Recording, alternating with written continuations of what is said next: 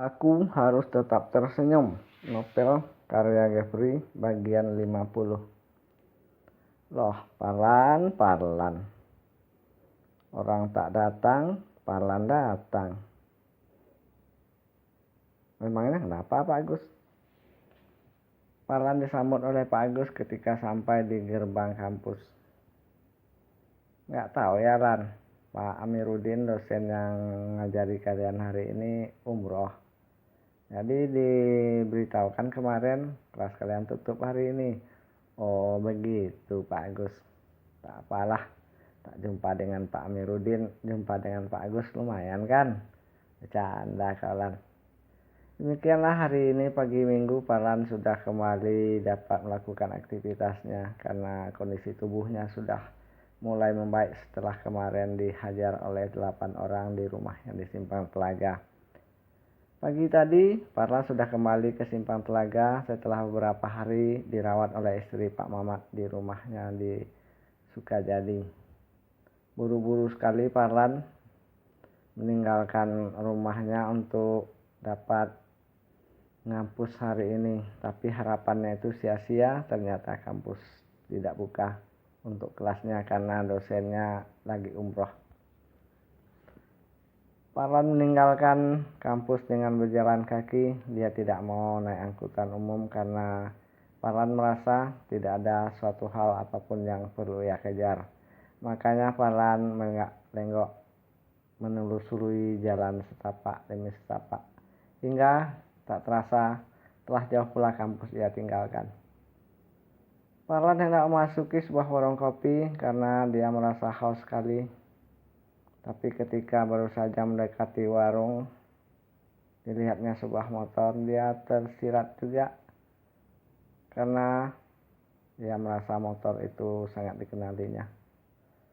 Ketika dilihatnya pada per cagak, ternyata sebuah peniti yang kemarin dipinjamkan oleh Desi ketika mengantar Desi ke desa Sukamulya masih ada di situ. Wah, ini rupanya motorku itu, gumamnya di dalam hati. Dia tidak mengambil tindakan apa-apa, dia cuma berdiri. Tapi tak lama kemudian nampak seorang laki-laki mendatangi motor itu dari dalam warung.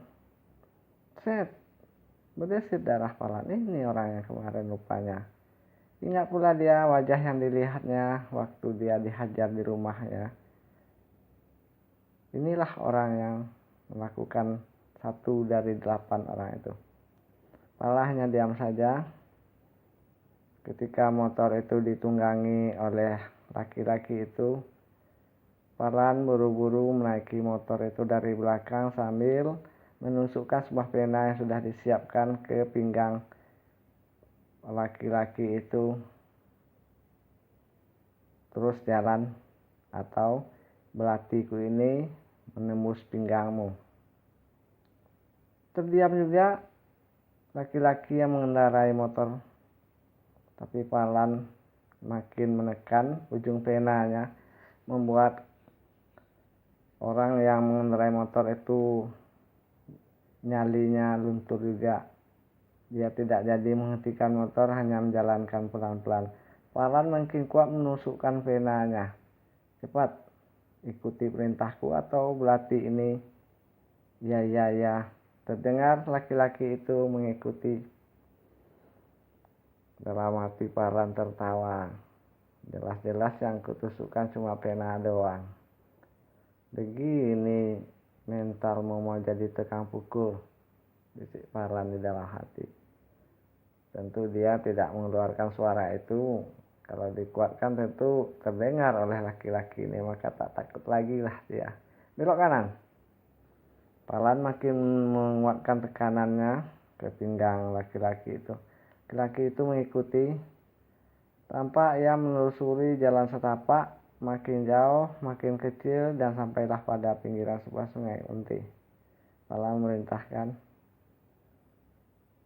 Kemudian keduanya turun. Parlan tidak lagi menekankan ujung penanya karena mereka sudah berdiri berhadapan. Terkesiap darah laki-laki ini ketika melihat yang ditusukkan Parlan tadi hanyalah pena. Kurang ajar kau rupanya ya. Tak ampun lagi, laki-laki tadi langsung menghujam Parlan dengan sebuah gebukan. Parlan menangkap, tak sengaja dia mempelintir terlalu kuat sehingga terdengar tulang lengan itu berdetak.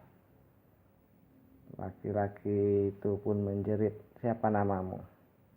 "Ampun, ampun, Jono." "Jono, mana HP-ku?" "Ampun." Tapi tak sanggup lagi dia berkata ampun karena Parlan telah menekan tulang siku Jono sehingga berdetak. Patahlah sudah tulang siku itu. Jono menjerit tak ampun lagi. Dia meluruskan pinggangnya tapi Parlan sudah menginjak jempolnya. Dia terduduk, Parlan menunjang dada hingga Jono terjengkang. "Siapa kawan-kawanmu?"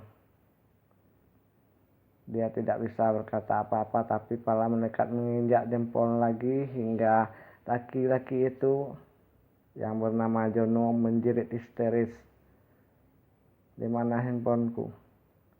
"Aku tak mau bicara banyak," kata Parlan. Buru-buru ia merogoh kantongnya, kemudian mengeluarkan handphone yang sangat dikenal oleh Parlan. "Mana kawan-kawanmu?" Dia menunjukkan satu persatu namanya. Tentu saja Parlan tidak bisa mengingat karena masih 7, sementara kondisi mereka dalam keadaan stamina tingkat tinggi emosinya. Tapi Parlan berusaha menenangkan hatinya. Kemudian, "Siapa yang menyuruhmu, Jono?"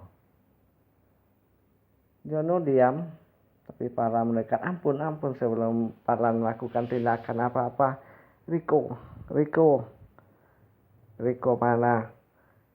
"Riko Sukajadi." "Kapan kau bertemu dengan Riko?" "Aku ditemukan oleh Teja." Oh. Parlan menghidupkan rekaman pada handphonenya, kemudian terus memancing pembicaraan mereka, menanyakan satu persatu nama kawan-kawannya sehingga semua informasi sudah cukup jelas. Ia pun menyimpan telepon itu. "Oke Jono, aku tidak mau memperpanjang persoalan. Bawa sini kontak keretaku.